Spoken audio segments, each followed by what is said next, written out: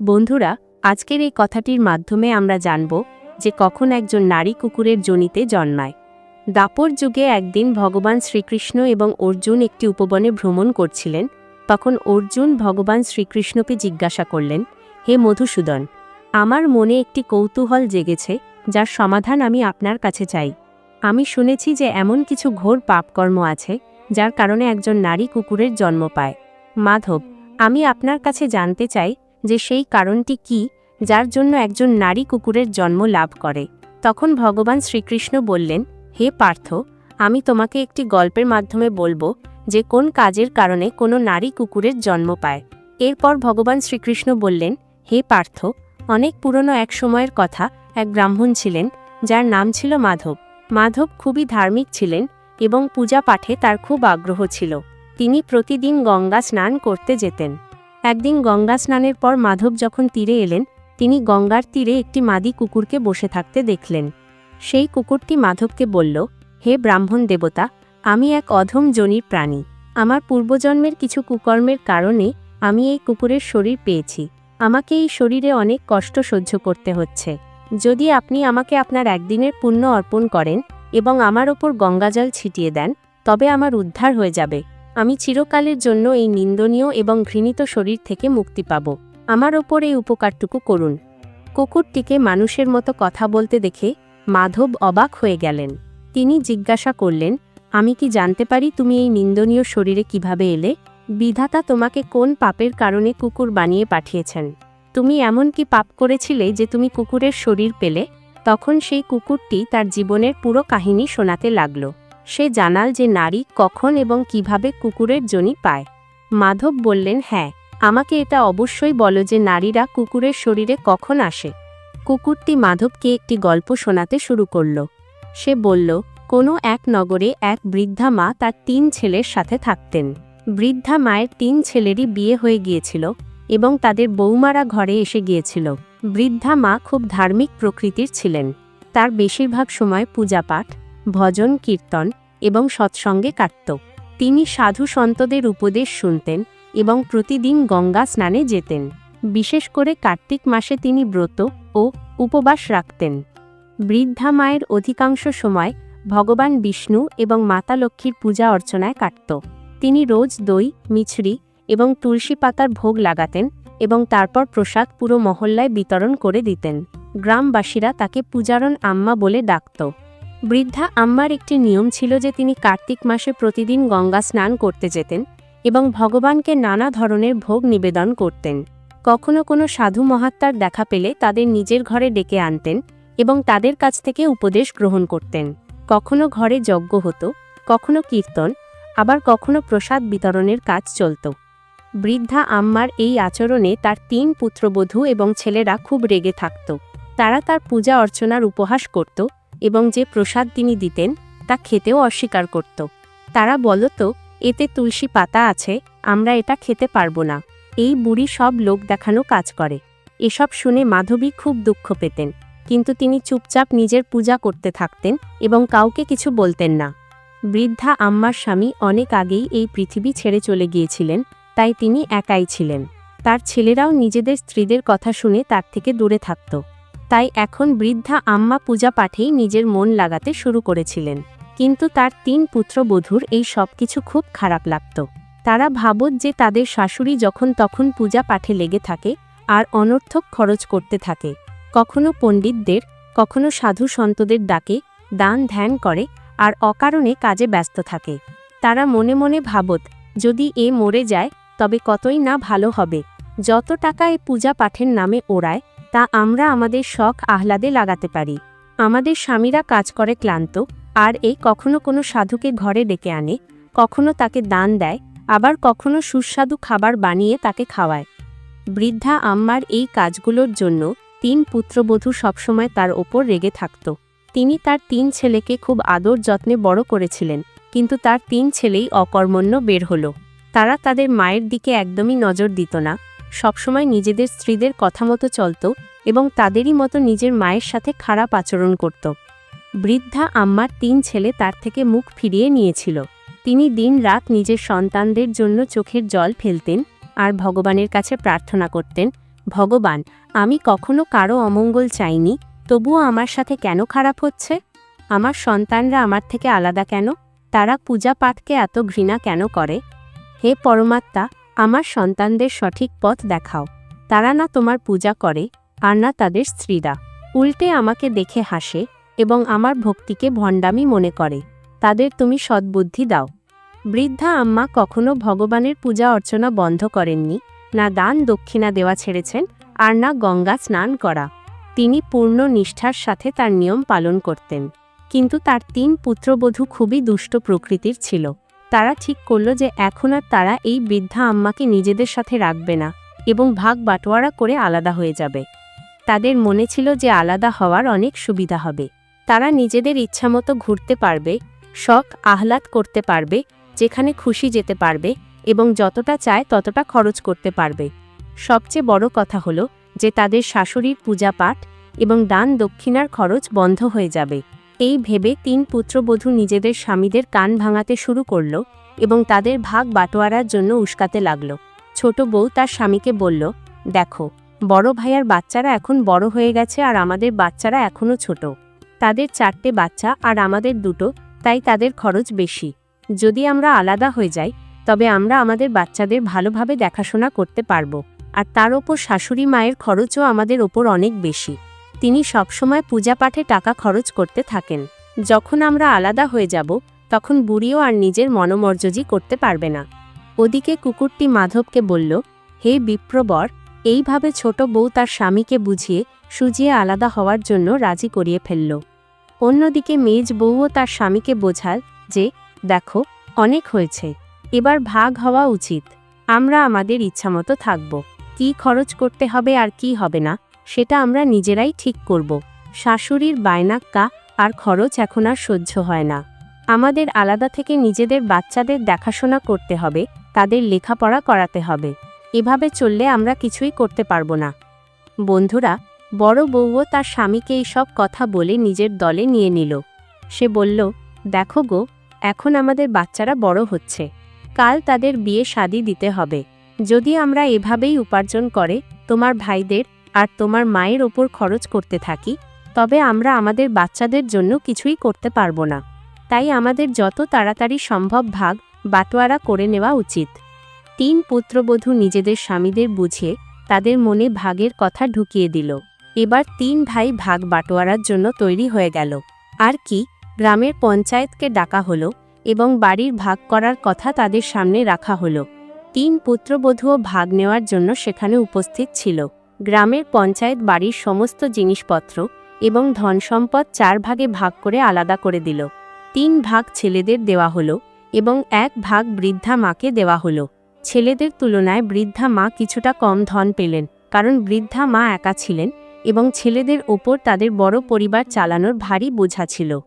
সেই ভাগ বাটোয়ারায় আরও একটি কথা রাখা হলো। পঞ্চায়েত বলল যে যেই বৃদ্ধা মাকে নিজের ভাগে রাখবে সে তার খেয়াল রাখবে।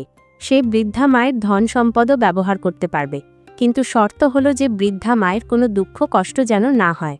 বন্ধুরা, একথা শুনে ছোট বউ পরিষ্কার অস্বীকার করে দিল। সে বলতে লাগল, আমি বৃদ্ধা মাকে আমার ভাগে রাখতে পারবো না। তার খরচ অনেক বেশি, পূজা পাঠে অনেক টাকা খরচ করে।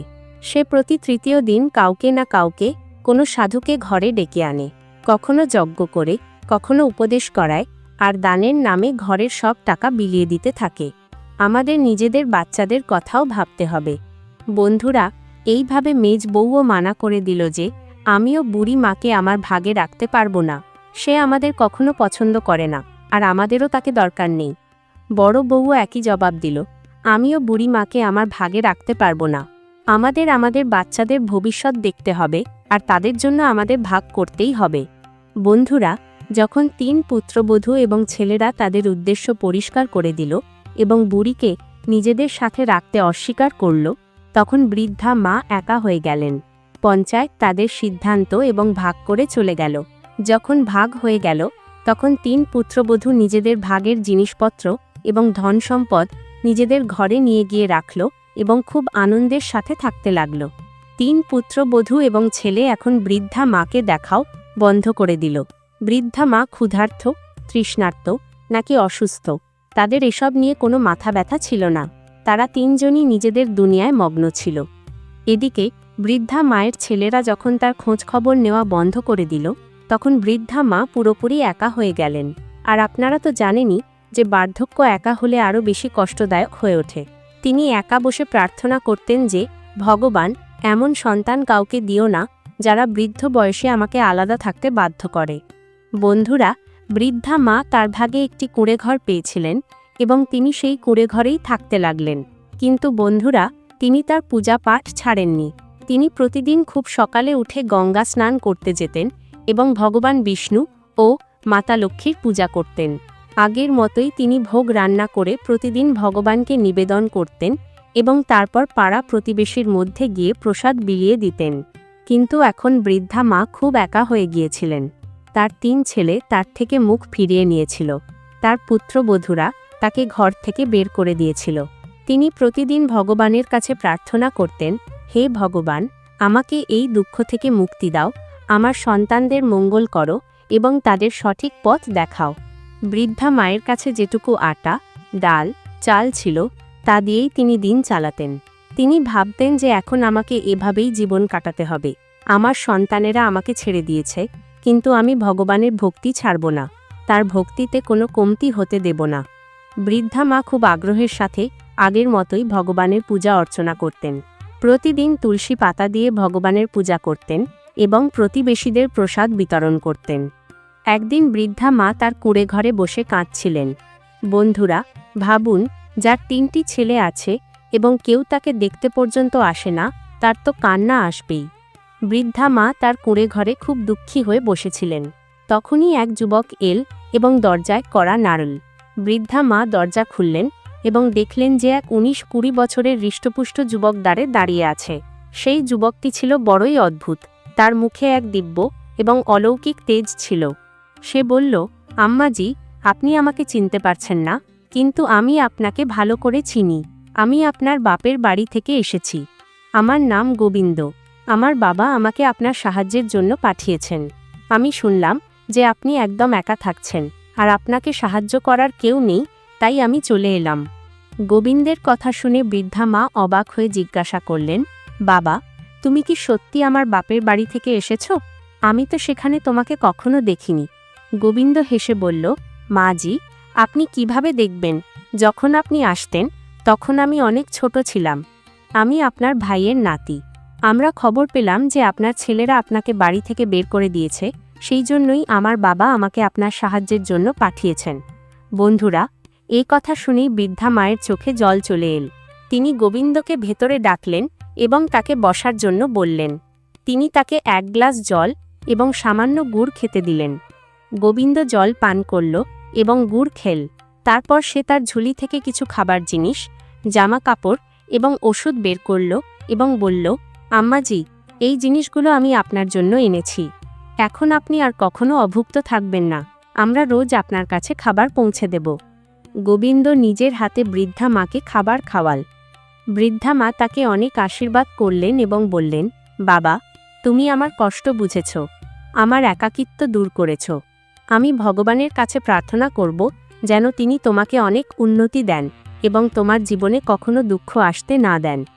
বৃদ্ধা মাকে খাবার খাইয়ে তার সেবা করে এবং তার কাছ থেকে বিদায় নিয়ে গোবিন্দ সেখান থেকে চলে গেল। এদিকে বৃদ্ধা মা ভগবানের লাখ লাখ শুকরিয়া আদায় করতে লাগলেন, হে প্রভু, সত্যিই তুমি আমার যন্ত্রণা বুঝতে পেরেছ। এখন আর আমি ক্ষুধার্ত থাকব না। আমার সেবার জন্য তুমি আমাকে গোবিন্দকে পাঠিয়ে দিয়েছ। আমার আপনজন আমাকে ছেড়ে দিয়েছে, কিন্তু তুমি আমার কাছে বাপের বাড়ির গোবিন্দকে পাঠিয়ে দিয়েছ। বন্ধুরা, এইভাবে বৃদ্ধা মা রোজ খাবার পেয়ে যেতেন। তিনি আগের মতোই ভোগ রেঁধে ভগবানকে নিবেদন করতেন এবং গ্রাম মহল্লায় প্রসাদ বিতরণ করতেন। কিন্তু বন্ধুরা, তার 3 পুত্রবধূ বৃদ্ধা মায়ের এসব কাণ্ডকারখানা দেখে মনে মনে জ্বলছিল। বৃদ্ধা মায়ের সুখ ও শান্তির জীবন তাদের সহ্য হচ্ছিল না। তারা ভাবত, এই বুড়ি এত খাবার কোথা থেকে আনছে? এর তো উপার্জন করারও কেউ নেই, তাও এত স্বাস্থ্যবতী কিভাবে হচ্ছে? 3 পুত্রবধূ বৃদ্ধা মায়ের স্বাস্থ্য দেখে খুব হিংসে করত। তারা নিজেদের মধ্যে আলোচনা করছিল, দিদি, আমরা তো একে এই জন্যই তাড়াতাড়ি আলাদা করেছিলাম যাতে এই খিদে তেষ্টায় থেকে তাড়াতাড়ি মরে যায়। আর এর ভাগের ধন সম্পত্তি তাড়াতাড়ি আমরা পেয়ে যাই। কিন্তু মরার বদলে এই বুড়ি তো হৃষ্টপুষ্ট হয়ে উঠছে। বন্ধুরা, আপনাদের বলে রাখি যে আপনার আশেপাশে এমন কিছু লোকও থাকে যারা আপনাকে খুশি দেখলে খুব কষ্ট পায়। এমন পরিস্থিতিতে তারা আপনার ক্ষতি করতে গিয়ে নিজেদের সুখ শান্তি নষ্ট করে ফেলে। একদিন 3 পুত্রবধূ ঠিক করল যে আমরা এই বুড়ির কুঁড়ে ঘরে গিয়ে এই ব্যাপারের খোঁজ নেব যে এই বুড়ি কি খায় আর কি করে, কি কারণে এ এত স্বাস্থ্যবতী হচ্ছে। বন্ধুরা, 3 পুত্রবধূ তাই করল। পরদিন যখন বৃদ্ধা মা গঙ্গা স্নানের জন্য চলে গেলেন, তখন ভোরবেলা ওই 3 পুত্রবধূ বৃদ্ধা মায়ের কুঁড়ে ঘরে গেল। কুঁড়ে ঘরে গিয়ে তারা দেখল যে বৃদ্ধা মায়ের ঘরে খাওয়া দাওয়ার সমস্ত জিনিস মজুদ ছিল। আটা, ডাল, চাল, মশলাপাতি, মেওয়া, মিষ্টি সব প্রচুর পরিমাণে সেখানে ছিল। বৃদ্ধা মায়ের কুঁড়ে ঘরে এসব দেখে ওই 3 পুত্রবধূ চমকে গেল এবং ভাবতে লাগলো যে এই কারণেই বুড়ি বুড়ো বয়সেও মোটা সোটা হচ্ছে। আমরা তো ভাবছিলাম যে বুড়ি না খেয়ে মরছে, কিন্তু এর কুঁড়ে ঘরে তো খাওয়া দাওয়ার শত শত জিনিস রয়েছে। এ এত চালাক হবে আমরা জানতাম না। বন্ধুরা, তারা 3 জন এটাই ভাবছিল। এমন সময় বড় বউ বলে উঠল, পারে আরে দাঁড়াও, একে ছোট ভেবো না।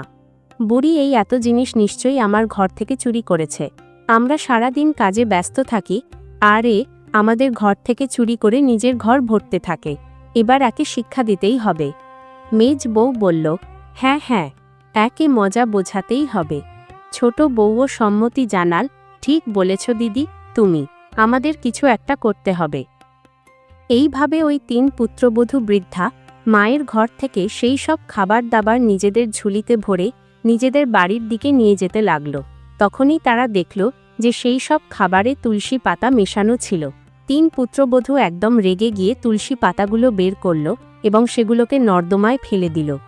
বন্ধুরা, তখনই এক অদ্ভুত ঘটনা ঘটতে শুরু করল। 3 পুত্রবধূ দেখল যে তাদের হাত পা ধীরে ধীরে কুকুরের থাবায় বদলে যেতে লাগল। এটা দেখে তারা ভয় পেয়ে গেল এবং চিৎকার করতে লাগল, কিন্তু তাদের সাহায্যের জন্য সেখানে কেউ এল না। কিছুক্ষণের মধ্যেই তারা 3 জন মাদি কুকুরে পরিণত হল।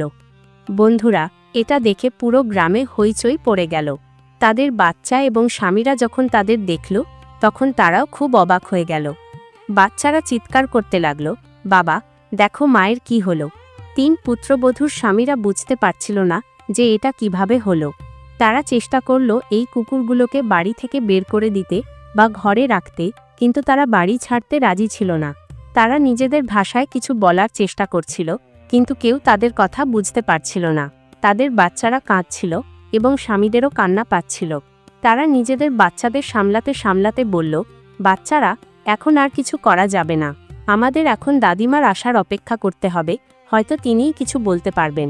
গ্রামের লোকেরাও সেখানে জমা হয়ে গেল এবং ভাবতে লাগল যে এই অঘটন কিভাবে ঘটল।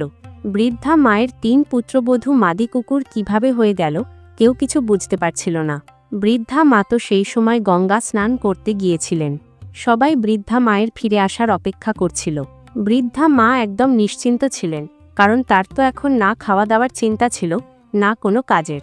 তার জন্য সমস্ত ব্যবস্থা গোবিন্দ করে দিয়ে যেত। বৃদ্ধা মা ভগবানকে ভোগ নিবেদন করে রোজকার মতো নগরে প্রসাদ বিতরণ করতে যেতেন। বৃদ্ধা মা এই ঘটনার বিষয়ে একদমই জানতেন না। তিনি জানতেন না যে তার 3 পুত্রবধূ এখন কুকুর হয়ে গেছে। এদিকে 3 পুত্রবধূ কুকুর হয়ে বাড়ির উঠোনে বসেছিল। বাচ্চারা তাদের ঘিরে দাঁড়িয়েছিল। স্বামীরা ভেবে ভেবে পেরেশান ছিল যে এখন এদের রাখবে না, বাড়ি থেকে তাড়াবে। তারা তাদের জীবনে এমন ঘটনা কখনো দেখেনি। তারা খুব চিন্তিত ছিল এবং নিজের মায়ের ফেরার অপেক্ষা করছিল। গ্রামের লোকেরাও এই বিচিত্র ঘটনায় অবাক ছিল। সবাই এটাই বলছিল যে এসব বৃদ্ধা মায়ের ভক্তি এবং তার তপস্যার কারণে হয়েছে। কেউ বলছিল, নিশ্চয়ই এরা 3 জন এমন কোনো পাপ করেছে যা করা উচিত ছিল না। বন্ধুরা, ওদিকে গ্রামের কিছু লোক যারা বৃদ্ধা মাকে গঙ্গা স্নান করে আসতে দেখছিল, তাদের কাছে গিয়ে বলল, ও মা, তুমি কিছু জানতে পেরেছ কিনা? তোমার ঘরে খুব অদ্ভুত ঘটনা ঘটে গেছে। তোমার 3 পুত্রবধূ মাদি কুকুর হয়ে গেছে। বৃদ্ধা মা এই কথা শুনে খুব অবাক হলেন। তিনি ভাবলেন যে এটা কিভাবে হতে পারে। বৃদ্ধা মা তৎক্ষণাৎ বাড়ির দিকে রওনা হলেন। তার মনে অনেক আশঙ্কা ছিল। তিনি ভগবানের কাছে প্রার্থনা করলেন, হে ভগবান, আমার ঘর রক্ষা করো এবং আমার সন্তানদের সঠিক পথ দেখাও। যখন বৃদ্ধা মা বাড়ি পৌঁছলেন তখন তিনি দেখলেন যে গ্রামের লোক তার বাড়ির সামনে ভিড় করে দাঁড়িয়ে আছে। বৃদ্ধা মা জিজ্ঞাসা করলেন, কি হয়েছে, এখানে এত ভিড় কেন? গ্রামবাসীরা তাকে সব কথা জানাল। বৃদ্ধা মা নিজের ছেলেদের ডাকলেন এবং জিজ্ঞাসা করলেন, এসব কিভাবে হলো, তোমরা এমন কি করেছ? তখন বৃদ্ধা মায়ের 3 ছেলে কাঁদতে কাঁদতে নিজের মাকে সব কাহিনী শোনাল। তারা বলল, মাজি, আমাদের অনেক বড় ভুল হয়ে গেছে। আমাদের স্ত্রীরা তোমার জিনিসপত্র নর্দমায় ফেলে দিয়েছিল, আর তখন থেকেই এরা কুকুর হয়ে গেছে। এখন আমরা জানি না যে তারা এমন কি করে ফেলেছে, তাদের দ্বারা কোনো পাপ হয়েছে। এখন তাদের ঠিক কিভাবে করা যেতে পারে? বৃদ্ধা মা নিজের ছেলেদের সান্ত্বনা দিলেন এবং বললেন, ভগবান সব ঠিক করবেন, তোমরা ঘাবড়িও না। বৃদ্ধা মা নিজের ভগবানের কাছে প্রার্থনা করলেন এবং তার সামনে সব কথা জানালেন। ভগবান তো সব কিছুই জানতেন। বৃদ্ধা মা ভাবলেন যে যদি কোনো জাদু টোনা বা টোটকা হয় তবে কোনো সাধু মহাত্মাই একে ঠিক করতে পারেন। বন্ধুরা, সেই সময় এক সাধু গ্রামে এলেন। বৃদ্ধা মা তাকে নিজের ঘরে ডাকলেন এবং সব অবস্থা জানালেন। সাধু বাবা মনোযোগ দিয়ে সব কথা শুনলেন এবং বললেন, এসব তোমার ভক্তি এবং তপস্যার ফল। হে মা, কিন্তু তুমি চিন্তা করো না, এর উপায়ও আছে।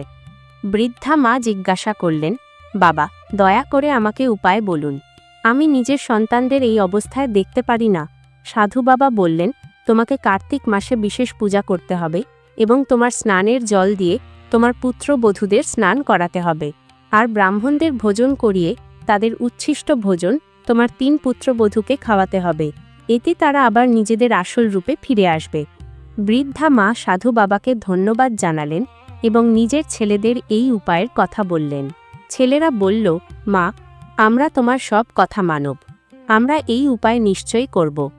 বন্ধুরা, বৃদ্ধা মা কার্তিক স্নান শুরু করে দিলেন। তার এই পূজায় তার 3 ছেলে এবং গ্রামের লোকেরাও ছিল। ছেলেরা মিলে পূজার সব সামগ্রী জোগাড় করল এবং ভগবানের জন্য ভোগ তৈরির ব্যবস্থা করল। প্রতিদিন সকালে বৃদ্ধা মা গঙ্গা স্নানের জন্য যেতেন এবং স্নান করার পর স্নানের জল একটি পাত্রে জমা করতে থাকতেন। তারপর তিনি ভগবান বিষ্ণু এবং মাতা লক্ষ্মীর পূজা করতেন এবং তারপর নিজের প্রতিবেশীদের প্রসাদ বিতরণ করতেন। বন্ধুরা, তার 3 পুত্রবধূ কুকুরের রূপে ঘরের উঠোনে বসে থাকত। তাদের স্বামী এবং বাচ্চাদের ঘরের সব কাজ করতে হতো।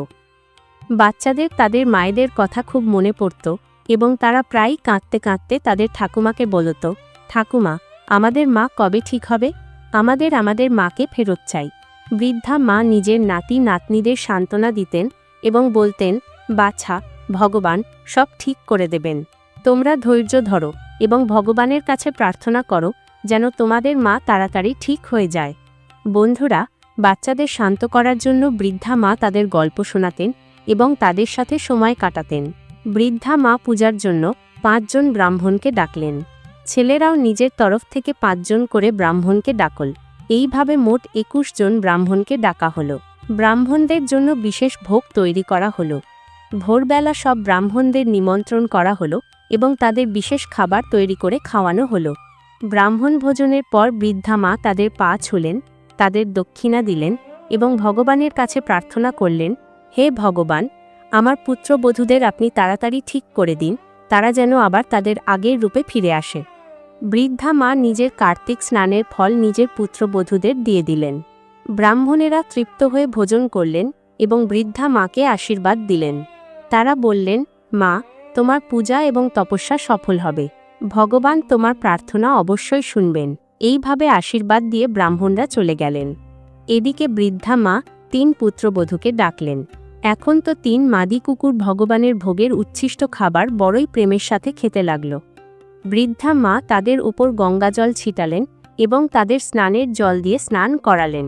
বন্ধুরা, যেই না গঙ্গাজল এবং স্নানের জল পুত্রবধূদের উপর ছিটানো হলো, সেই সময়ই এক অলৌকিক কাণ্ড ঘটল। ধীরে ধীরে 3 পুত্রবধূ নিজেদের আসল রূপে ফিরে এল। তাদের চোখে অনুতাপের জল ছিল এবং তারা নিজেদের শাশুড়ির পায়ে পড়ে কাঁদতে লাগল। 3 পুত্রবধূ বলতে লাগল, মা, আমাদের ক্ষমা করে দাও। আমরা তোমার ওপর অনেক অত্যাচার করেছি। আমরা আমাদের কর্মের শাস্তি পেয়েছি। এখন আমরা তোমাকে কখনো কোনো কষ্ট দেব না। এখন আমরা সবসময় তোমার সেবা করব। বৃদ্ধা মা তাদের জড়িয়ে ধরলেন এবং বললেন, বৌমা, ভগবান তোমাদের ক্ষমা করে দিয়েছেন। এখন তোমরাও সত্যিকারের মন দিয়ে ভগবানের ভক্তি করো এবং নিজেদের কর্ম শুধরে নাও। 3 পুত্রবধূ তাদের শাশুড়ির কাছে কথা দিল যে তারা এখন প্রতি বছর কার্তিক স্নান এবং পূজা করবে এবং কখনো বৃদ্ধা মায়ের অপমান করবে না। মেজ বউও বৃদ্ধা মাকে বলল, মা, আমাদের মাফ করে দাও, আমরা তোমার সাথে খুব অন্যায় করেছি। এখন আমরা তোমার সেবা করব এবং তোমার সাথে মিলে ভগবানের পূজা করব। ছোট বউও নিজের শাশুড়িকে কথা দিল, মা, এখন আমরা মিলেমিশে থাকব এবং কেউ তোমাকে কখনো কষ্ট হতে দেবে না। আমরা প্রতি বছর কার্তিক স্নান এবং পূজা করব। বন্ধুরা, বৃদ্ধা মা খুব খুশি হলেন এবং নিজের সন্তানদের অনেক আশীর্বাদ দিলেন। এখন বাড়িতে সবাই মিলেমিশে থাকতে লাগল। এদিকে কুকুরটি ব্রাহ্মণ মাধবকে বলল, হে ব্রাহ্মণ দেব, যেই ব্যক্তি এমন কাজ করে, ভগবানকে নিবেদন করা ভোগ অপবিত্র করে, ভগবানের সত্যিকারের ভক্তদের অপমান করে, তাদের উপহাস করে, তাদের পূজা পাঠকে ভণ্ডামি মনে করে, ভগবানের ভোগের প্রসাদ পা দিয়ে মারায়, সে কুকুর বা মাদি কুকুরই হয়। তারপর পণ্ডিত মাধব জিজ্ঞাসা করলেন, হে ভীরু, তুমি কি পাপ করেছিলে যে তুমি এই যোনিতে জন্ম পেয়েছ? তখন সেই কুকুরটি জানাল, হে ব্রাহ্মণদেব, পূর্বজন্মে আমি একজন নারীই ছিলাম। আমি আমার স্বামীর অনাদর করতাম। স্বামী থাকা সত্ত্বেও আমি অন্য পুরুষদের সাথে ভোগ বিলাস করতাম। সবসময় অন্যের ঘরে ওঠা বসা ছিল। নিজের জীবনে আরও অনেক ঘোর পাপ করেছি, যে কারণে আমি এই নিন্দনীয় এবং অসহনীয় দুঃখ ভোগ করার যোনিতে জন্ম পেয়েছি। হে ব্রাহ্মণদেব, আমি কখনো পূজা পাঠ করিনি, আর না কখনো গঙ্গা স্নান করেছি। যারা এসব করত, আমি তাদের উপহাস করতাম। যদি আপনি আমাকে আপনার একদিনের গঙ্গা স্নানের পুণ্য দিয়ে দেন এবং আমাকে গঙ্গা জল দিয়ে স্নান করিয়ে দেন, তবে আমি সমস্ত পাপ থেকে মুক্তি পাব এবং আমার উদ্ধার হয়ে যাবে। এই কথা শোনার পর পণ্ডিত মাধব সঙ্গে সঙ্গে নিজের একদিনের পুণ্য সেই কুকুরটিকে দিয়ে দিলেন এবং তাকে গঙ্গা জল দিয়ে স্নান করালেন। দেখতে দেখতে সেই কুকুরটি এক সুন্দরী অপ্সরার রূপে বদলে গেল। দিব্য শরীর পেয়ে সে ভগবানের ধামে চলে গেল। এরপর ভগবান শ্রীকৃষ্ণ অর্জুনকে বললেন, হে অর্জুন, কোনো ব্যক্তির পূজা পাঠ, তার ধর্মীয় আচরণ বা তার কোনো দেবদেবীর উপাসনা নিয়ে টিকা টিপ্পণী করা উচিত নয়।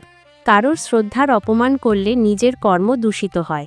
মনে রেখো, পিতা মাতা বৃদ্ধ হলে তাদের কখনো নিজের থেকে আলাদা করা উচিত নয়, কারণ তাদের আশীর্বাদেই সত্যিকারের সম্পদ রয়েছে। ভগবানের ওপর চড়ানো প্রসাদের সম্মান করা উচিত, তাকে কখনো পা দিয়ে মারানো উচিত নয়, কারণ তা পরমাত্মার প্রসাদ। যদি কেউ এমন করে, তবে তাকে পরমাত্মার ক্রোধের সম্মুখীন হতে হয়। আর হে অর্জুন, জেনে রেখো যে পরমাত্মার লাঠি অদৃশ্য হয়, কিন্তু তার আঘাত গভীর হয় এবং সময় এলে তার প্রভাব থেকে কেউ বাঁচতে পারে না। তখন অর্জুন বললেন, আমি সব কিছু বুঝতে পেরেছি মধুসূদন। মানুষের নিজের কর্ম এবং আচরণ পবিত্র রাখা উচিত, অন্যথায় তাকে অনেক দুঃখের সম্মুখীন হতে হয়। বন্ধুরা, আপনাদের এই কথাটি কেমন লাগলো আমাদের কমেন্ট বক্সে অবশ্যই জানাবেন এবং এরকমই জ্ঞানবর্ধক গল্প শোনার জন্য আমাদের চ্যানেল সনাতন বাণীকে সাবস্ক্রাইব করুন।